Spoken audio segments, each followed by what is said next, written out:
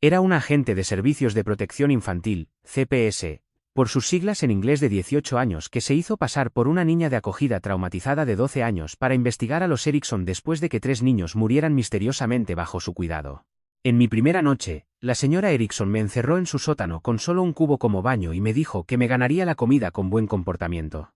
Cuando el señor Erickson empezó a visitar el sótano para describir exactamente cómo los otros niños de acogida habían tenido sus accidentes, me di cuenta de por qué ninguno de ellos había sobrevivido para testificar.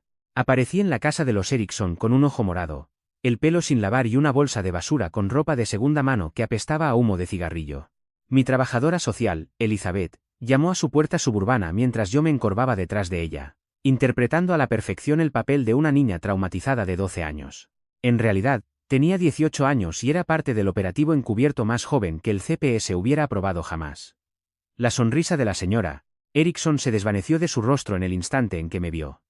Echó un vistazo a mis zapatillas rotas y a los moretones que me había aplicado cuidadosamente con maquillaje, y todo su lenguaje corporal cambió. Sin siquiera presentarse, le dijo a Elizabeth que simplemente dejara el papeleo en el porche. Elizabeth mantuvo una voz profesional mientras explicaba.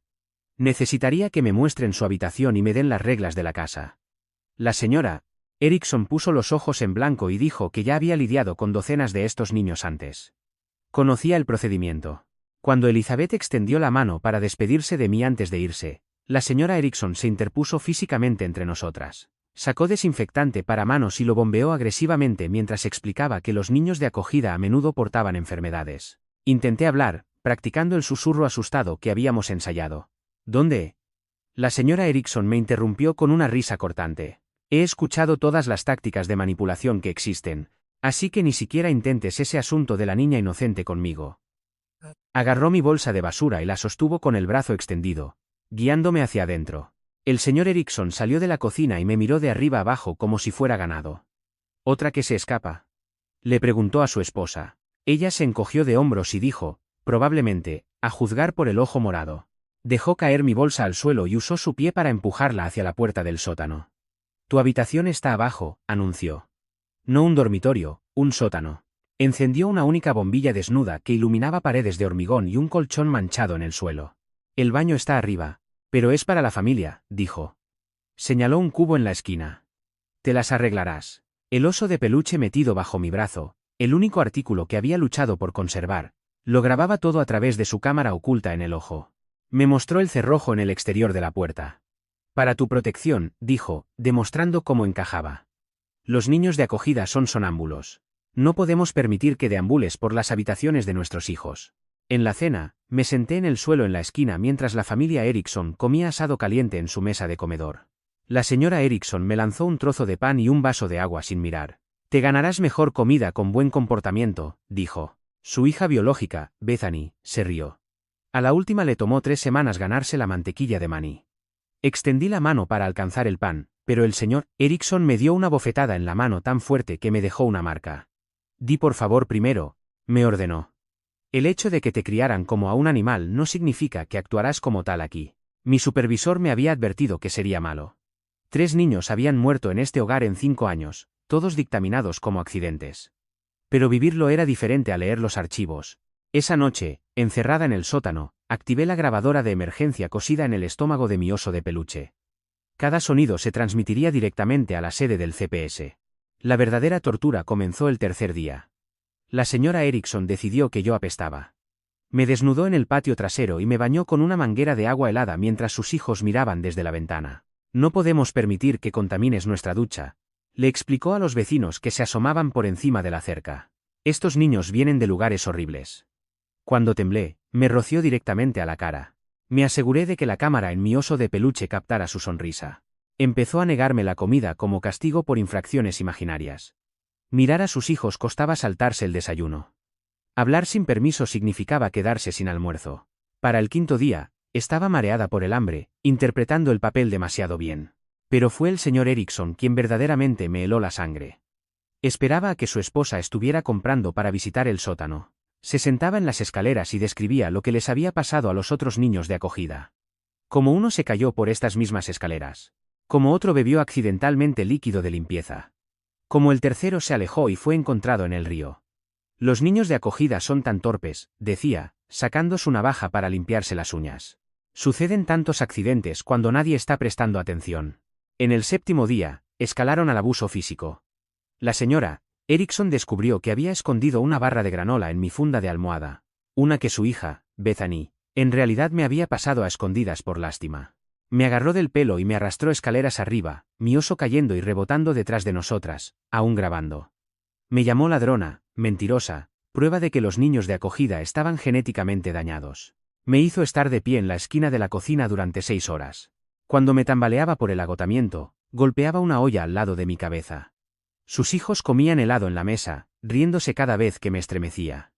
Cuando finalmente colapsé, el señor Erickson me agarró del brazo y me lo torció detrás de la espalda. 3 niños más vienen el mes que viene, susurró. Más cheques. Para entonces te habrás ido. De una forma u otra. Fue entonces cuando escuché sirenas afuera. A través de la ventana, vi 2 coches de policía y una furgoneta del CPS. Alguien los había llamado por una familia de acogida abusiva. La voz de mi supervisor crepitó a través del auricular de emergencia escondido en mi cabello. Los Erickson se congelaron al oír el sonido de las puertas de los coches cerrándose de golpe afuera. La señora Erickson me soltó el pelo y corrió hacia la ventana, su rostro perdiendo color mientras contaba los vehículos.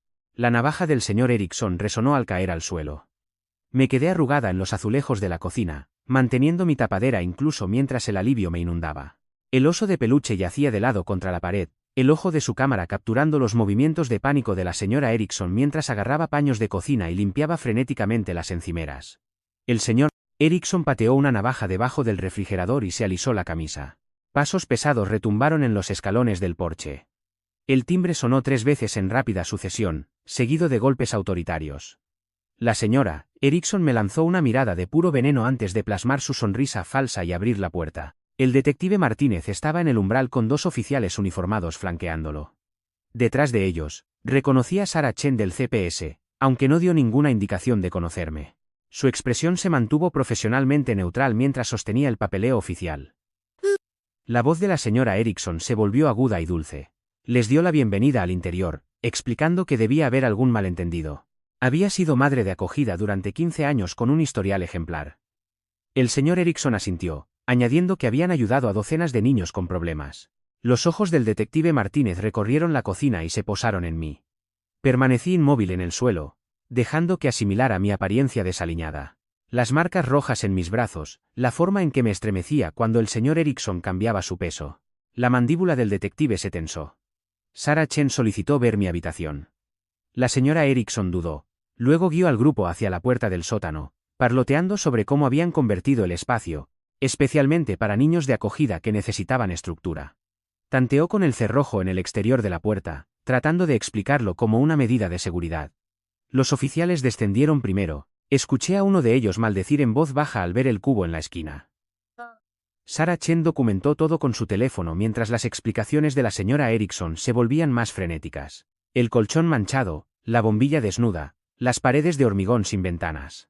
Arriba, el detective Martínez se agachó a mi lado. Me preguntó si estaba herida, si necesitaba atención médica. Negué levemente con la cabeza, manteniéndome en el personaje de una niña traumatizada. Me ayudó a sentarme contra la pared y notó el oso de peluche. Sus ojos se detuvieron en él por un momento antes de levantarse. Bethany y su hermano menor aparecieron en la puerta, todavía sosteniendo sus tazones de helado. Miraron fijamente la escena que se desarrollaba en su cocina. El rostro de Bethany se había puesto pálido, la cuchara temblaba en su mano. Su hermano susurró algo acerca de que la niña de acogida los metía en problemas. La señora Erickson emergió del sótano, su falsa sonrisa agrietándose en los bordes. Se lanzó a un discurso sobre niños difíciles que hacían falsas acusaciones para llamar la atención. Lo había visto antes. Los niños de acogida dirían cualquier cosa para que los trasladaran a un nuevo lugar. Seguramente los oficiales lo entendían. Sarah Chen la interrumpió para preguntar por mis comidas. ¿Dónde comía? ¿Qué me habían dado? La señora Erickson señaló vagamente hacia la mesa de la cocina, afirmando que yo comía con la familia. Los ojos de su propia hija se abrieron de par en par ante la mentira. El detective Martínez notó la reacción de Bethany. Se acercó a ella gentilmente, preguntándole si le gustaría hablar con él en la sala de estar. La señora Erickson se movió para intervenir, pero un oficial se interpuso entre ellas. Bethany me miró, luego a su madre antes de seguir al detective fuera de la cocina. La tranquila fachada del señor Erickson finalmente se quebró. Exigió saber quién había hecho esa denuncia falsa. Demandaría por difamación. Esto era acoso a ciudadanos honorables. Su voz se elevaba con cada palabra hasta que estuvo prácticamente gritando sobre sus derechos. Un oficial le sugirió que se calmara. El señor Erickson dio un paso hacia él, con los puños apretados. Dos oficiales se movieron de inmediato para inmovilizarlo, aunque no había cruzado del todo la línea hacia la agresión. La tensión en la cocina aumentó. A través de la puerta, pude ver a Bethany hablando en voz baja con el detective Martínez. Sus manos se retorcían en su regazo mientras miraba hacia la cocina. Fuera lo que fuese que estaba diciendo, hizo que la expresión del detective se volviera más oscura por segundos. La señora Erickson también debió haber sentido el cambio. De repente recordó papeleo urgente en la oficina de su casa que aclararía este malentendido. Intentó salir de la cocina, pero Sarah Chen le insistió cortésmente en que se quedara mientras completaban su investigación. La puerta del sótano se abrió de nuevo. Un oficial salió llevando mi bolsa de basura con mis pertenencias. Detrás de él, otro oficial sostenía bolsas de pruebas. La hospitalidad de la señora Erickson hace que una caja de cartón bajo un puente parezca un resort de 5 estrellas. Al menos el cartón no viene con un cubo de tortura y duchas con manguera de jardín. A través del plástico transparente, pude ver el cubo fotografiado y etiquetado. También habían encontrado otras cosas. Marcas de arañazos en el marco de la puerta. Lo que parecía sangre seca en el suelo de hormigón. Los gritos del señor Erickson se intensificaron. Eran pruebas plantadas. La niña de acogida había hecho esto ella misma. Todos lo hacían. Autolesiones por simpatía. Lo había visto docenas de veces. Su esposa asintió frenéticamente, añadiendo sus propias acusaciones sobre mi comportamiento manipulador. El detective Martínez regresó a la cocina con Bethany siguiéndolo por detrás. Ella no miraba a sus padres a los ojos. El detective anunció que me llevarían para una evaluación médica y una ubicación de emergencia. La investigación continuaría y los Erickson debían esperar más contactos. La máscara de la señora Erickson finalmente se deslizó por completo. Me señaló, gritando que yo había destruido a su familia. Yo era basura malagradecida que mordía la mano que me daba de comer. ¿No sabía lo afortunada que era? Sarah Chen me ayudó a ponerme de pie. Aferré mi oso de peluche, asegurándome de que su cámara captara el colapso de la señora Erickson. El señor Erickson intentó una vez más afirmar el control, bloqueando nuestro camino hacia la puerta. Insistió en hablar con supervisores, abogados, cualquiera que escuchara a la razón. Los oficiales lo apartaron firmemente.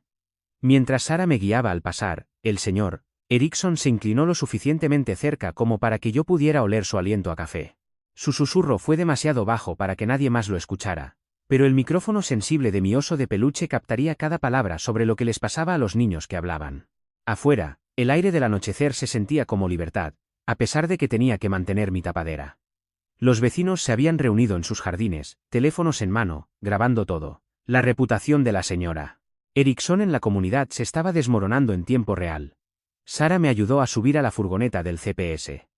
A través de la ventana, vi a los oficiales sacando al señor Erickson esposado. Finalmente había cruzado la línea, empujando a un oficial mientras intentaba llegar a mí.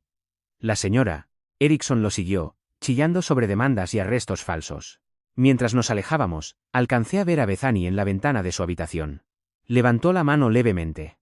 Tal vez una disculpa, tal vez una despedida. Su hermano menor estaba a su lado, aún sin entender por qué la niña de acogida lo había arruinado todo. La furgoneta condujo 3 cuadras antes de detenerse en un estacionamiento vacío. Sarah Chen se giró para mirarme, dejando caer su fachada profesional. Me apretó el hombro y me dijo que había hecho un trabajo increíble. Las pruebas que había reunido asegurarían que los Erickson nunca más acogieran a un niño.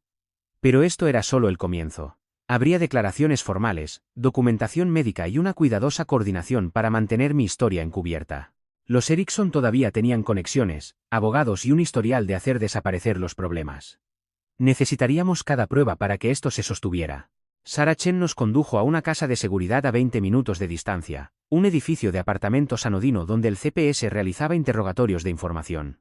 Mi supervisor esperaba adentro, paseándose por la pequeña sala de estar con una tableta que mostraba subidas en tiempo real desde la cámara de mi oso de peluche. Me abrazó brevemente antes de que nos pusiéramos a trabajar, documentando todo mientras los recuerdos seguían frescos. La médico forense llegó en 1 hora. Fotografió cada moretón, cada marca, distinguiendo cuidadosamente entre el maquillaje que me había aplicado y las heridas reales que los Erickson me habían infligido. Sus manos amables catalogaron la huella de la mano en mi muñeca por el agarre del señor Erickson. La sensibilidad del cuero cabelludo porque la señora Erickson me arrastró por el pelo, la deshidratación por la privación sistemática de alimentos. Mi supervisor revisó el metraje mientras me quitaba en la ducha días de suciedad. El agua caliente me ardía contra la piel en carne viva, pero saboreé el lujo después de ese cubo en el sótano. Cuando salí, me mostró lo que el oso había capturado. La crueldad de la señora Erickson se reproducía en alta definición. Las amenazas del señor Erickson resonaban en los altavoces del apartamento. Incluso las expresiones conflictivas de Bethany se veían claramente. Sarah Chen regresó con noticias preocupantes. Los Erickson ya se habían puesto en contacto con su abogado, un amigo de la familia que los había ayudado a sortear investigaciones anteriores. Afirmaban que yo era una adolescente problemática que había escenificado todo para llamar la atención. Sus hijos biológicos testificarían sobre mi comportamiento inestable. Sin las grabaciones, sería su palabra contra la mía. Pasamos la noche preparando mi declaración oficial. Cada detalle tenía que alinearse con lo que una niña traumatizada de 12 años recordaría y articularía. Demasiada precisión parecería ensayada. Muy poca dejaría huecos que su abogado podría explotar. Practiqué temblar, tartamudear, dejar caer las lágrimas en momentos estratégicos. La mañana trajo complicaciones. El abogado de los Erickson había presentado una moción de emergencia alegando que el CPS había violado el protocolo al llevarme sin la documentación adecuada. Argumentó que el arreglo del sótano era un entorno terapéutico para niños con problemas de comportamiento. El cerrojo era por seguridad. El cubo era una medida temporal mientras se programaban las reparaciones de plomería. Mi supervisor golpeó la mesa con el puño cuando escuchó que 3 niños habían muerto bajo el cuidado de los Erickson, pero su abogado había convertido cada tragedia en un desafortunado accidente que involucraba a jóvenes con problemas. El sistema que debía proteger a los niños, en cambio, protegía a sus asesinos a través de lagunas burocráticas. Sarah Chen se coordinó con el detective Martínez para fortalecer nuestro caso. A través de la ventana del apartamento, vi furgonetas de noticias llegar a la casa de los Erickson. Su abogado estaba de pie en el césped, pintándolos como víctimas de una niña de acogida vengativa y de un CPS demasiado celoso. El contraataque llegó rápidamente. La señora Erickson apareció en los programas matutinos locales, con lágrimas derramándose mientras describía la dedicación de su familia para ayudar a niños con problemas. Mostró fotos de niños de acogida sonrientes de años pasados, omitiendo convenientemente a los 3 que nunca salieron vivos. Su actuación fue magistral, volcando a la opinión pública en contra del CPS. Mi supervisor decidió que necesitábamos más pruebas. Las grabaciones eran condenatorias, pero el abogado de los Erickson impugnaría su admisibilidad. Organizó que yo diera una declaración formal en vídeo esa tarde, manteniendo mi tapadera como una víctima de 12 años y asegurando al mismo tiempo que cada detalle quedara capturado oficialmente. Durante la preparación, el teléfono de Sarah Chen vibraba constantemente. Otros niños de acogida que habían sobrevivido a la casa de los Erickson se estaban comunicando, envalentonados por las noticias de la investigación. Sus historias pintaban un patrón de abuso creciente que el sistema había ignorado durante años.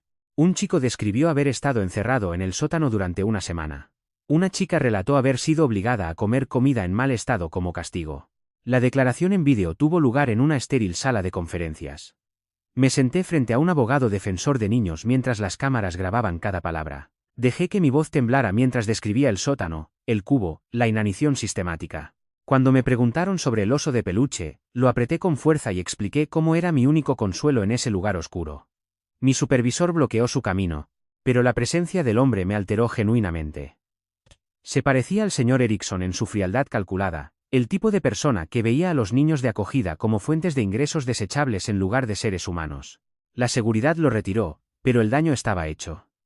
Me había encogido visiblemente ante la cámara, dando crédito a su afirmación de que yo era una adolescente inestable en lugar de una operativa entrenada. Mi supervisor pidió un receso, recordándome que mostrar vulnerabilidad en realidad fortalecía nuestro caso. Las víctimas reales no mantenían una compostura perfecta. Esa noche, el detective Martínez nos visitó con actualizaciones preocupantes. Los Erickson habían contratado a un investigador privado para indagar en mis antecedentes. Si descubrían mi verdadera edad o mi condición de agente del CPS, todo el caso colapsaría. Peor aún, mancharía toda investigación futura que involucrara trabajo encubierto. Aceleramos nuestro cronograma. Sarah Chen presentó documentación de emergencia para formalizar las pruebas antes de que los Erickson pudieran desacreditarlas. Mi supervisor dispuso que las grabaciones del oso de peluche fueran autenticadas por expertos técnicos que pudieran testificar sobre su integridad. Cada minuto contaba mientras su abogado montaba una defensa agresiva. El avance provino de una fuente inesperada.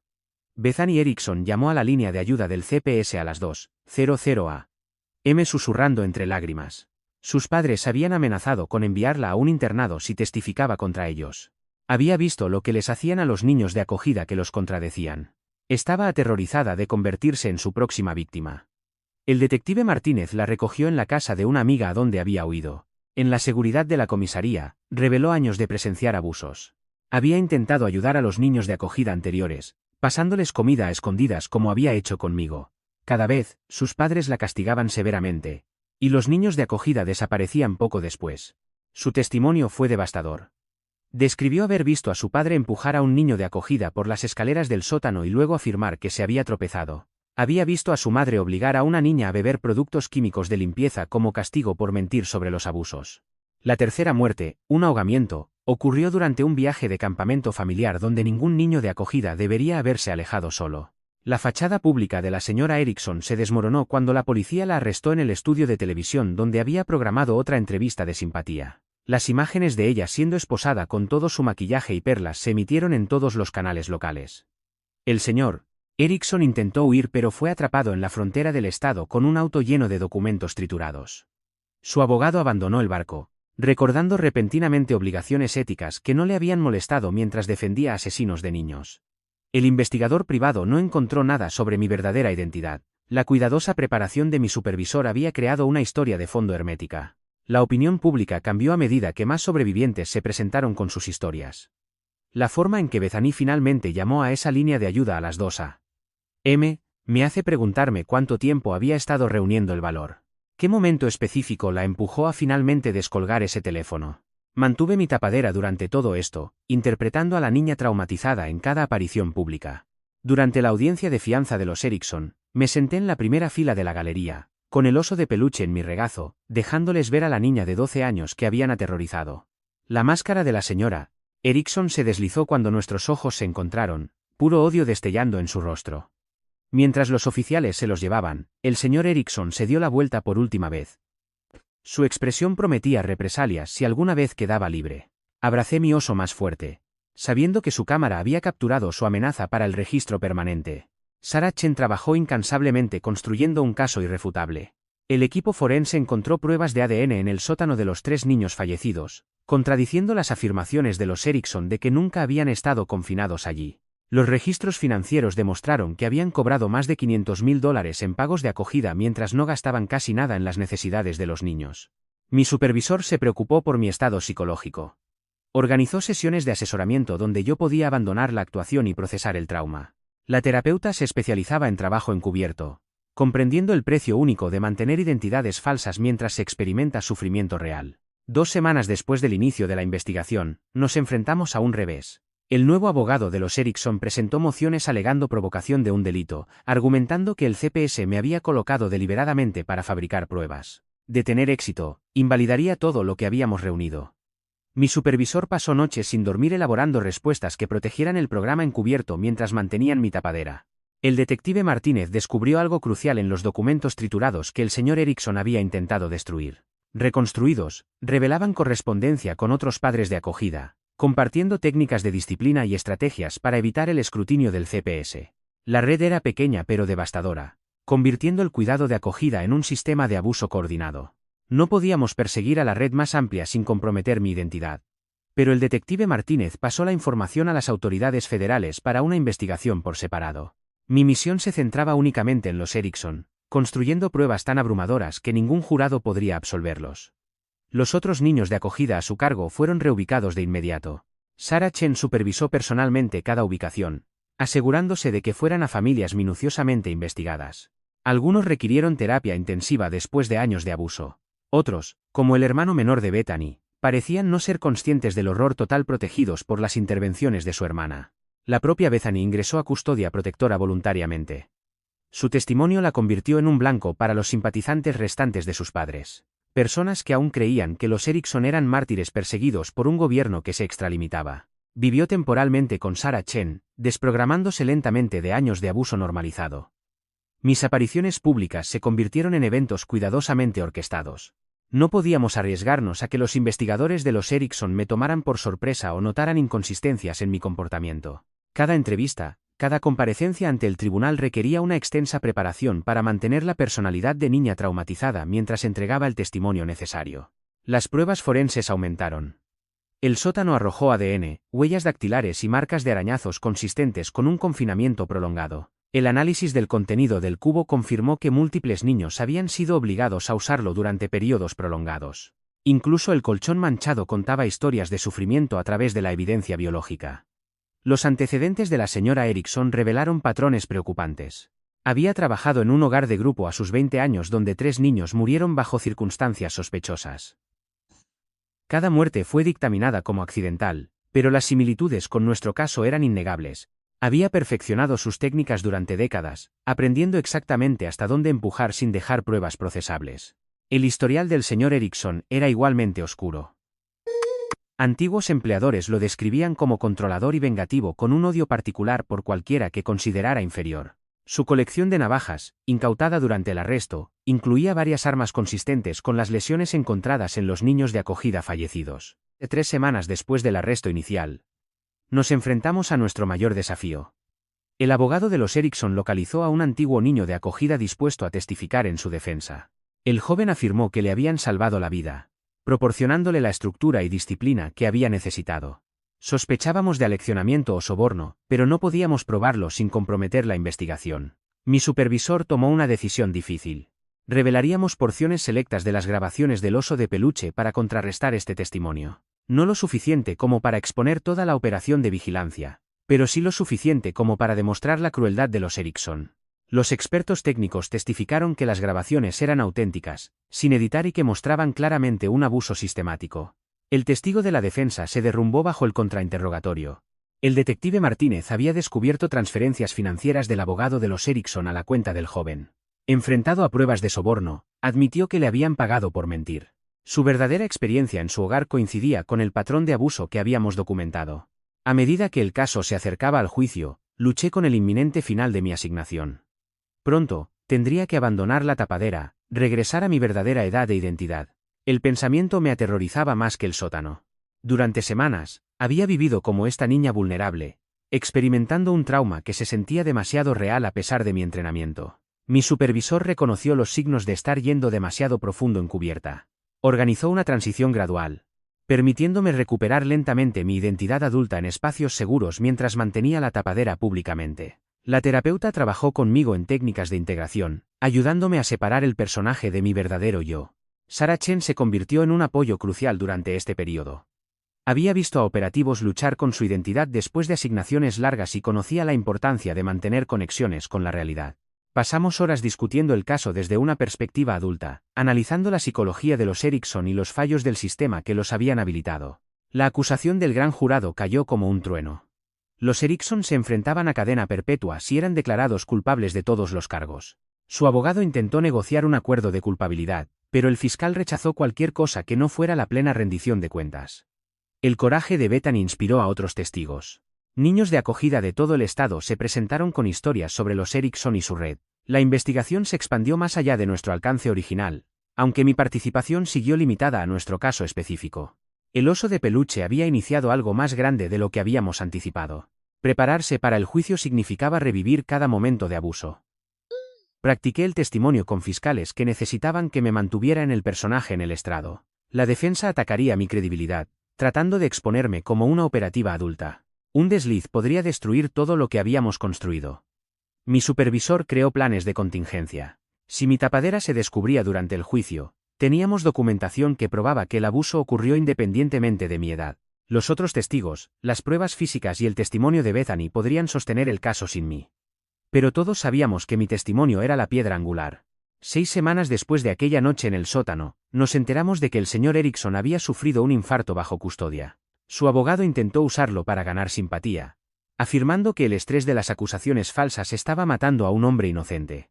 Los registros médicos revelaron años de afecciones no tratadas, probablemente por la misma arrogancia que le hacía creer que era intocable. La señora Erickson se volvió en su contra desde su celda, ofreciendo testificar sobre su papel en los asesinatos a cambio de una sentencia reducida. El fiscal escuchó, pero no hizo promesas. Sus intentos de salvarse sacrificando a su marido solo reforzaron su naturaleza calculadora. Echaría a cualquiera a los leones para evitar las consecuencias. La fecha del juicio se acercaba como una tormenta en el horizonte. Cada prueba estaba catalogada, cada testigo preparado. El oso de peluche estaba en un casillero de pruebas, el ojo de su cámara a oscuras, pero sus grabaciones preservadas para siempre. Esas observaciones silenciosas hablarían más fuerte que cualquier testimonio al revelar la verdad. Mi última sesión de preparación se centró en mantener la compostura bajo un contrainterrogatorio hostil. La defensa intentaría quebrarme para forzar la admisión de que yo era mayor, estaba entrenada, que me habían plantado. Practiqué técnicas de respiración, regulación emocional y los 1000 pequeños detalles que separaban a una víctima de 12 años de una operativa de 18 años. Sarah Chen entregó noticias que fortalecieron nuestra determinación. 2 de los 3 niños de acogida fallecidos tenían parientes vivos que los habían estado buscando durante años. Los Erickson habían ocultado sus muertes a través de documentos falsificados y mentiras. Estas familias finalmente tendrían un cierre y justicia para sus hijos perdidos. La noche antes del juicio, me senté con mi supervisor, repasándolo todo una última vez. El peso de la responsabilidad me aplastaba. 3 niños muertos dependían de mi actuación. Los niños de acogida actuales necesitaban que el sistema se reformara. Las futuras víctimas requerían que los Erickson fueran detenidos permanentemente. Al despuntar el alba el día del juicio, me transformé por última vez en esa niña asustada de 12 años. El maquillador aplicó cuidadosamente toques sutiles que me hacían parecer más joven, más vulnerable. Aferré el oso de peluche que había sido mi testigo silencioso, lista para hablar por aquellos que ya no podían. Las puertas de la sala del tribunal se alzaban ante mí mientras entrábamos por la entrada trasera. Mi supervisor se posicionó en la galería mientras Sarah Chen me guiaba a la sala de espera de testigos. El oso de peluche permaneció apretado contra mi pecho, su peso a la vez reconfortante y cargado de responsabilidad. A través de la pequeña ventana, vi a los Erickson entrar con monos naranjas. La señora Erickson había perdido peso. Su perfecta fachada de madre suburbana reemplazada por mejillas hundidas y ojeras oscuras. Hablando de jugar a largo plazo. Esta operativa ha estado aplicando la actuación de método más duramente que alguien intentando ganar un Oscar. A la vez que resolvía crímenes y salvaba vidas, todo al mismo tiempo. El señor Erickson arrastraba los pies a su lado. Su imponente presencia disminuida después de semanas bajo custodia. Se sentaron en la mesa de la defensa sin reconocerse mutuamente. El fiscal me llamó primero. Caminé hacia el estrado de los testigos con piernas temblorosas, manteniendo el personaje de niña asustada mientras mi entrenamiento me mantenía enfocada. El alguacil me ayudó a ajustar el micrófono mientras me acomodaba en la silla, con el oso de peluche en el regazo. Las preguntas iniciales establecieron mi identidad y ubicación con los Erickson. Respondí con una vocecita, mirando de vez en cuando a mis antiguos captores. Lasra. Erickson me clavaba la mirada mientras el señor Erickson examinaba a sus esposas. El fiscal me guió a través de la cronología del abuso, dejándome describir cada incidente sin interrupción. Cuando llegamos al encarcelamiento en el sótano, apreté a mi oso con más fuerza. El fiscal solicitó permiso para reproducir extractos de las grabaciones. El juez estuvo de acuerdo por encima de las objeciones de la defensa. La voz de la señora Erickson llenó la sala del tribunal, goteando crueldad mientras explicaba el sistema del cubo. Varios miembros del jurado retrocedieron visiblemente. A continuación vino el contrainterrogatorio. El abogado defensor se acercó con amabilidad calculada, tratando de establecer una buena relación. Me preguntó por mis antecedentes, buscando inconsistencias. Me aferré a mi historia encubierta, añadiendo tartamudeos y lágrimas en los momentos apropiados. Su frustración crecía a medida que yo mantenía la actuación de niña traumatizada. Cambió de táctica, sugiriendo que había malinterpretado los métodos de disciplina de los Erickson. Quizás el sótano era simplemente un espacio de tiempo de espera. Tal vez las restricciones de alimentos eran preocupaciones dietéticas. Negué con la cabeza ante cada sugerencia, describiendo la realidad de beber de cubos y comer pan mohoso. El abogado presionó más fuerte, implicando que yo había escenificado las lesiones para llamar la atención. Mostró fotos mías del primer día, señalando los moretones de maquillaje. Admití que algunos eran falsos, explicando cómo intentaba ocultar el abuso real añadiendo marcas falsas, con la esperanza de que alguien notara la diferencia. El jurado pareció creerse la explicación. Bethany testificó a continuación. Entró en la sala del tribunal, evitando la mirada de sus padres, con las manos temblando al prestar juramento. Su testimonio corroboró el mío al tiempo que añadía detalles horribles sobre niños de acogida anteriores. Describió encontrar toallas ensangrentadas después de las sesiones de disciplina de su padre y escuchar gritos desde el sótano por la noche. La defensa intentó pintarla como una hija rebelde en busca de venganza. Se mantuvo firme, detallando años de presenciar abusos mientras era amenazada para guardar silencio. Cuando se le preguntó por qué no había denunciado antes, Describió las tácticas de control de sus padres y las amenazas de internado o algo peor. El detective Martínez presentó las pruebas físicas metódicamente. ADN de los niños de acogida fallecidos en el sótano, registros financieros que mostraban el robo sistemático de fondos para el cuidado de crianza, la colección de navajas con rastros de sangre. Cada pieza se construía sobre la anterior, creando una imagen abrumadora de abuso calculado. El testigo estrella de la defensa se desmoronó espectacularmente. El joven al que habían sobornado para apoyar a los Erickson se derrumbó bajo el contrainterrogatorio, admitiendo el soborno y describiendo sus verdaderas experiencias en su hogar. Su testimonio coincidía con nuestro patrón perfectamente, sumando otra voz al coro de víctimas.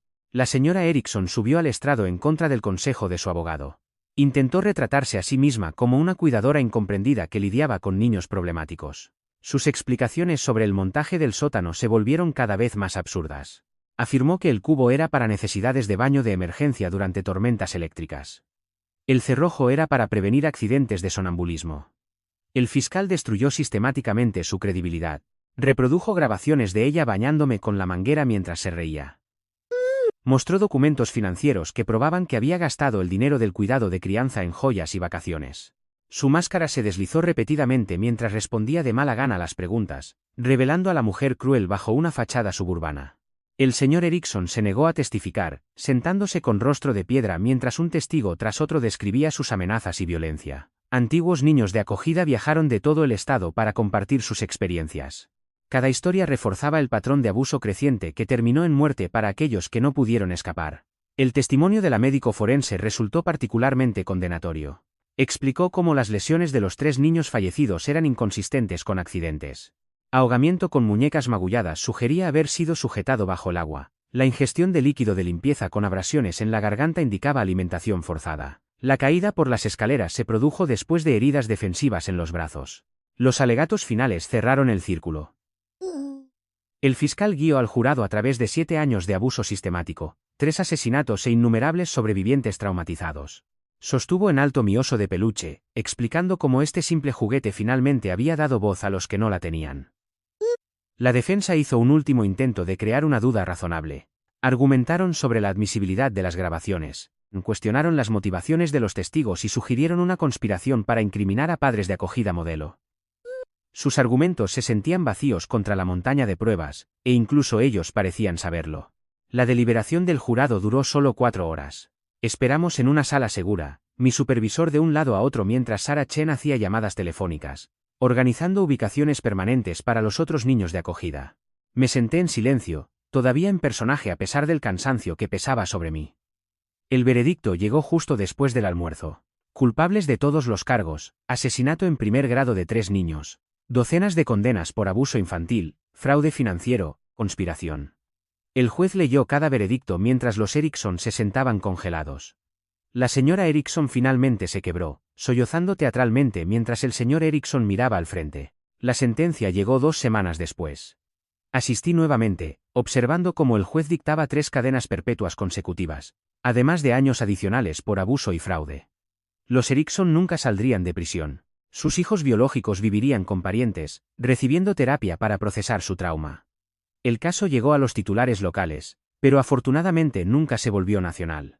Otras familias de acogida de su red enfrentaron investigaciones, aunque mi identidad se mantuvo protegida. El oso de peluche que había sido mi compañero constante fue al depósito de pruebas, su trabajo había terminado. Mi supervisor organizó mi transición de regreso a la vida normal con cuidado. La operativa que había vivido como una víctima de 12 años necesitaba volver a ser una joven de 18 años. Nos reunimos con la terapeuta especializada que me ayudó a procesar la experiencia sin perderme en el personaje.